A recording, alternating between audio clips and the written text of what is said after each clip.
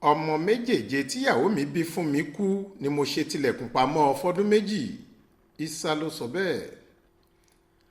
àwọn agbófinró agbègbè kan tí wọ́n ń pè ní Gwanje nílùú Maiduguri nípínlẹ̀ Borno ti bẹ̀rẹ̀ ìwádìí lórí ọ̀rọ̀ ọkùnrin kan Isah Abdullahi tí wọ́n fẹ̀sùn kàn pé ó tilẹ̀kùn mọ́ ìyàwó ilé rẹ̀ kan fún bíi ọdún méjì gbáko láì jẹ́ kó yọjú síta tí kì í sì fún lóúnjẹ. wọ́n ní àwọn èèyàn agbègbè ọ̀hún ni wọ́n máa ń fún lóúnjẹ lẹ́ẹ̀kọ̀ọ̀kan. ẹ̀sùn tó fi kàn án ni pé ẹ̀mí òkùnkùn kan ń bá a jà. Aláròyé gbọ́ pé àwọn olùgbé agbègbè Gwanje níbi tí Isah ń gbé ni wọ́n mọ̀ nípa ìwà láabi tí baálé ilé yìí hù síyàwó rẹ̀. àwọn ni wọ́n lọ fọ̀rọ̀ rẹ̀ tó àwọn aláṣẹ àjọ kan tó ń jà fẹ́tọ́ àwọn obìnrin àtàwọn ọmọdé láàrin ìlú náà létí. àwọn aláṣẹ àjọ ọ̀hún ni wọ́n tara ṣàṣà lọ fọwọ́ òfin mú Isah nílé rẹ̀.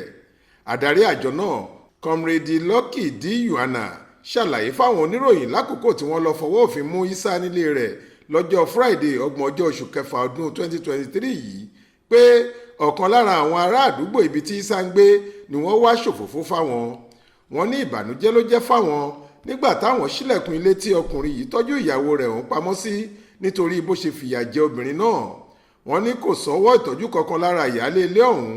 ojú ẹsẹ̀ làwọn sì ti gbé e lọ sílé ìwòsàn ìjọba agbègbè náà fún ìtọ́jú tó péye. nígbà tí baálé ilé ọ̀hún ṣàlàyé ìdí tó fi gbé ìgbésẹ̀ náà ó sọ pé kì í ṣe ìdùnnú mi rárá. ọmọ méje ọ̀tọ̀ọ̀tọ̀ ló bí fún mi ṣùgbọ́n tí gbogbo wọn ń kú pátápátá.